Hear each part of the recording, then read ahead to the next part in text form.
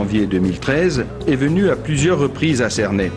La première fois, le 19 avril, le préfet a visité la ville et ses diverses installations.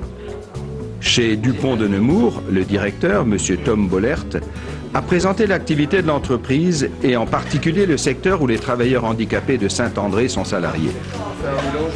La visite s'est poursuivie dans les diverses zones industrielles pour s'achever au quartier Bel Air en cours de réhabilitation.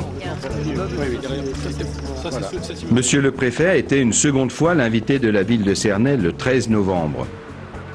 Cette visite lui a permis d'essayer la nouvelle Zoé, dernier véhicule à énergie propre acquis par la commune.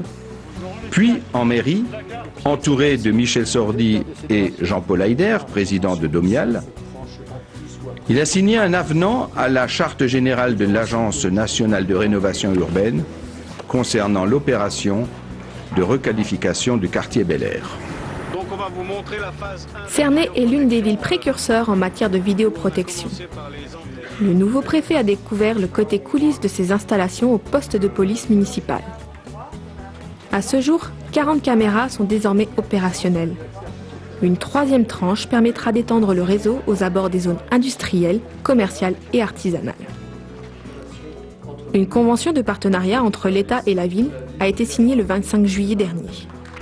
Ceci dans le but de poursuivre les travaux de sécurisation de la vie locale qui ont permis une baisse de 13% de la délinquance en 2013. La municipalité accueille chaque année les nouveaux habitants de Cernay à l'espace Grune. Après la diffusion du film de la rétrospective de l'année écoulée, tout le monde s'est retrouvé autour du verre de l'amitié. L'occasion de faire plus ample connaissance avec les élus et responsables des divers services de la ville.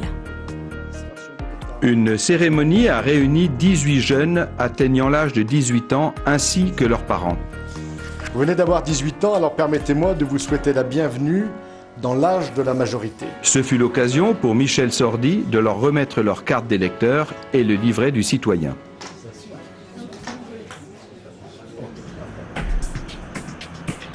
De nombreux travaux ont bouleversé les habitudes de circulation à Cernay. Avant leur démarrage, des réunions d'information ont été organisées en mairie avec les riverains pour échanger avec eux et leur présenter les réalisations à venir.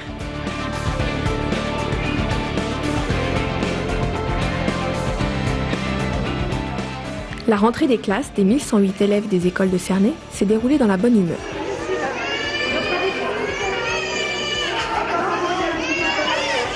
Afin d'accueillir ces petites têtes blondes dans les meilleures conditions, des travaux d'entretien sont régulièrement réalisés.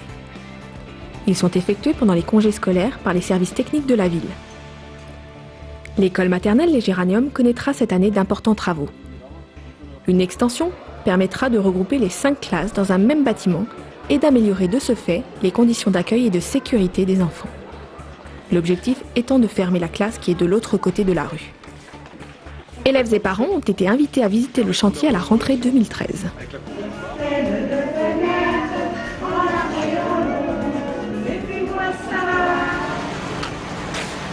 À l'église Saint-Étienne, une toute nouvelle chaudière au gaz moins énergivore et permettant une meilleure régulation de la température a été installée pour le plus grand confort des paroissiens. Un énorme chantier a vu le jour en 2013. La construction d'une chaufferie biomasse bois et l'extension du réseau de chauffage urbain. Le début des travaux a été marqué par le remplacement des 3 anciennes chaudières à gaz d'appoint. La rénovation et l'optimisation de l'hydraulique chaufferie ainsi que le remplacement du système d'expansion a aussi été réalisé.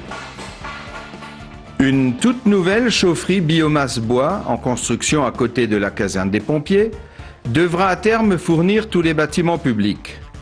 Mairie, médiathèque, école, hôpital, gymnase, piscine, musée, lycée du bâtiment, gymnase du collège Cassin, ainsi que de nombreux logements. D'importants travaux de voirie ont dû être effectués pour mettre en place ces nouveaux réseaux. C'est en tout 4 km de canalisation qui ont été rajoutés. Ce réseau urbain a été développé de manière à faire bénéficier un plus grand nombre d'usagers des tarifs intéressants, tout en abaissant la facture énergétique de la ville de 25%. L'impact environnemental est important avec la réduction de 115 000 tonnes d'émissions de CO2. Dans la continuité du programme des travaux de la ZAC des Rives de la Thur, une nouvelle bretelle d'accès sera mise en place depuis la RD 83. Elle permettra l'accès au pôle ENR-BBC et à terme, avec la construction du futur pont qui enjambera la Thur, offrira la possibilité de rejoindre directement la rue Montaigne. De nombreux temps patriotiques ont eu lieu